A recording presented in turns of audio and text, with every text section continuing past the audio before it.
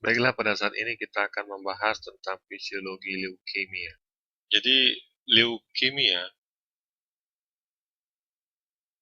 itu secara simpel bisa dikatakan sebagai kanker darah atau keganasan di dalam darah. Nah, kita tahu bahwa seseorang itu menderita leukemia itu dari pemeriksaan lab, yaitu darah rutin. Apa yang kita periksa yaitu Hb dan hematokrit. Hb dan hematokrit pada leukemia akan terjadi penurunan, yang kita sebut sebagai anemia. Anemia akan menimbulkan gejala-gejala seperti konjaktiva anemis, kemudian gejala-gejala konstitusi seperti lemah, letih, lesu, dan lain-lain. Kemudian dia akan juga timbul takikardi. Kita tahu ini berkaitan dengan delivery oksigen yang menurun. Rumus daripada delivery oksigen adalah cardio output dikali oksigen content. Selanjutnya, cardio output itu adalah hasil perkalian daripada stroke volume dan heart rate. Dan oksigen content itu hasil kali daripada Hb, dan 1 gram Hb itu mengandung 1,34 cc oksigen, kemudian dikali dengan saturasi oksigen, kemudian ditambah partial oksigen, dikali konstanta yaitu 0,0031. Jadi, apabila Hb-nya turun, maka kompensasi adalah meningkatkan stroke volume, sehingga akan timbul gejala palpitasi, dan heart rate akan meningkat, sehingga timbullah takikardi. Selain daripada itu, akan terjadi penurunan trombosit. Trombosit turun, sehingga menimbulkan tanda-tanda perdarahan. Seperti apa tanda-tanda perdarahan itu? Seperti petekiy, kemudian gusi berdarah, kemudian adanya hematom, kemudian dan lain-lain. Nah, hematokrit, hemoglobin, trombosit turun, ini akibat daripada terjadinya yang kita sebut sebagai peningkatan daripada leukosit. Jadi leukosit itu bisa meningkat dan juga bisa menurun. Jadi kalau kita lihat di sini, ini adalah sumsum tulang, maka di situ akan terjadi peningkatan daripada leukopoiesis, sehingga akan mendepresi eritropoiesis dan trombopoiesis. Kemudian akibat daripada peningkatan leukopoiesis ini juga akan menyebabkan penekanan pada tulang, sehingga akan menimbulkan nyeri tulang. Selanjutnya, leukosit bisa meningkat atau leukositosis, tetapi fungsinya tidak baik, sehingga dia bisa rentan terhadap infeksi. Gejala daripada infeksi seperti demam, kemudian adanya flu-like syndrome, jadi seperti terkena flu, kemudian bisa kena pneumonia, bisa kena penyakit-penyakit oportunis, seperti oral candidiasis. Kemudian selain daripada leukositosis kok bisa terjadi namanya kita sebut dengan leukopenia, bisa. Kenapa? Ini tetapi harus diperiksa bone marrow. Kalau dia leukopenia dengan adanya blast di dalam bone marrow positif, maka ini kita sebut sebagai leukemia leukemia. Jadi keadaan leukemia adalah dia terjadi leukopenia, tetapi di dalam sel sumsum tulangnya ditemukan blast. Selain daripada itu, kita lakukan pemeriksaan bone marrow. Setelah pemeriksaan darah, kita lakukan pemeriksaan bone marrow. Jadi dalam bone marrow yang kita periksa adalah selularitas daripada bone marrow. Bila dia mengalami leukemia akan peningkatan atau disebut dengan hiperselularitas. Kemudian kita cek adakah sel-sel blast atau sel muda di dalam bone marrow tersebut. Normalnya terdapat 2-3%, tapi pada leukemia akan terdapat lebih dari 20%. Kemudian barulah kita lakukan klasifikasi berdasarkan yang ditemukan pada bone marrow, sel-sel yang ditemukan pada bone marrow. Jadi memang bone marrow ini untuk diagnostik pasti. Jadi tidak bisa kita melakukan diagnostik leukemia tanpa dilakukan bone. Selanjutnya kita akan melakukan klasifikasi. Klasifikasi dapat dibagi menjadi dua, yaitu berdasarkan selnya, yaitu sel limfoid, dan yang kedua adalah sel mielosit atau mieloid. Jadi kita bagi berdasarkan jenis sel, kemudian kita lihat apakah ada sel blast atau tidak. Kalau ada sel blast kita sebut sebagai akut, sedangkan kalau selnya sudah mengalami perkembangan, kita sebut sebagai kronik.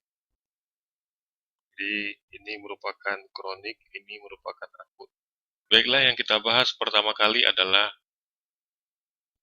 yaitu ALL. ALL, akut lymphoblastic leukemia. Ada dua jenis, yaitu B-cell ALL, dan yang kedua adalah T-cell ALL. Masih ingat di kuliah imunologi bahwa limfosit itu ada limfosit B dan limfosit T. Limfosit B itu diikat oleh klaster nomor 19, itu menghasilkan antibodi.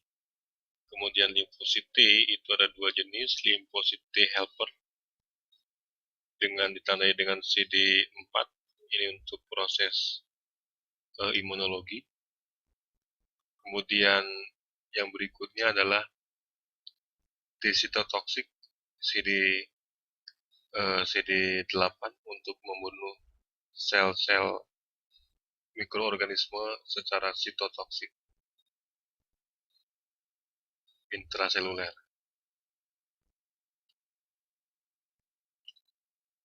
Kemudian ALL ini ditandai dengan adanya translokasi daripada kromosom 12-21. Ini terjadi pada anak-anak dengan peaknya 2-5 tahun. Ini prognosisnya lebih baik.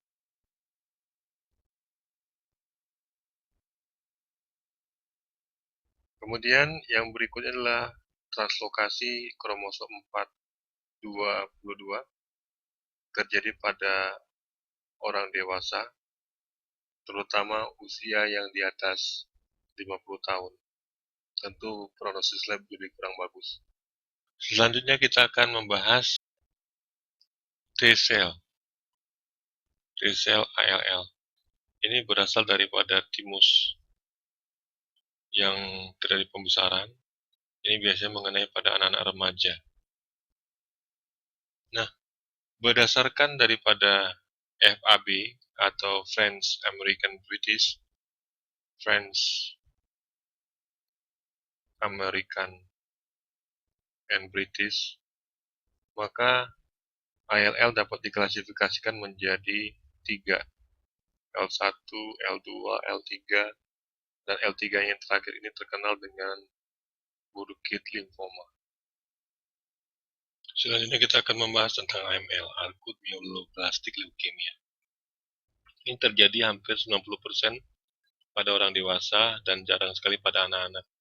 Ada 3 tipe, yaitu akut myeloblastic leukemia berdasarkan sel-selnya, myeloblastic, monoblastic, dan megakarioblastic.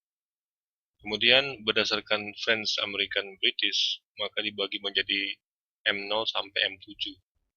Dan ini berdasarkan tipe sel, jadi tipe selnya bagaimana sampai perkembangannya, yang dominan yang mana. Dan M7 yang terakhir itu yang dominan adalah sel-sel megakariosit. Selanjutnya kita akan membahas tentang kronik limfositik leukemia. Sel ini mirip dengan sel matur, sehingga sel ini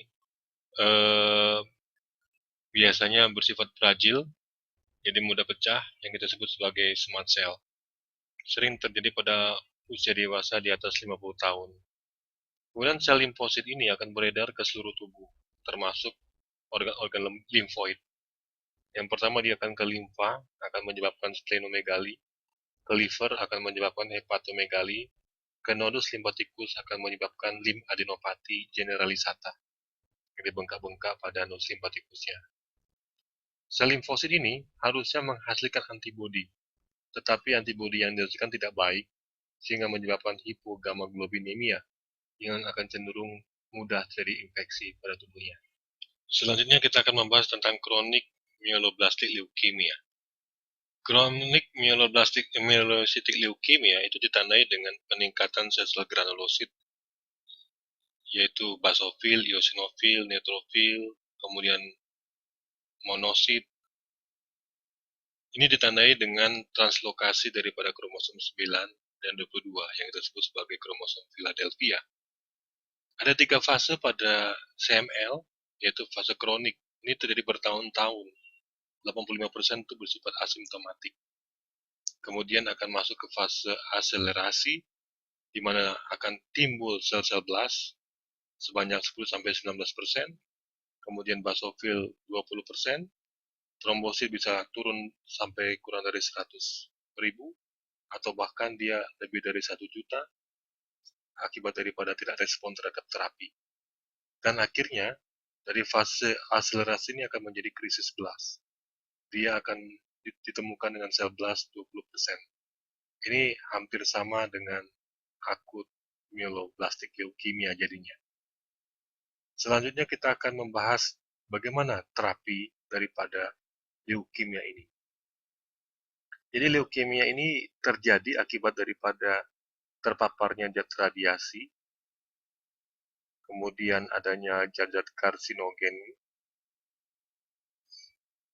dan juga akibat daripada kelainan kromosom yang kita sebut sebagai translokasi tadi.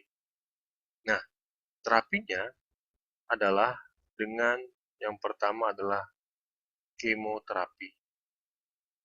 Kemoterapi ini ada beberapa fase. Yang pertama adalah fase induksi.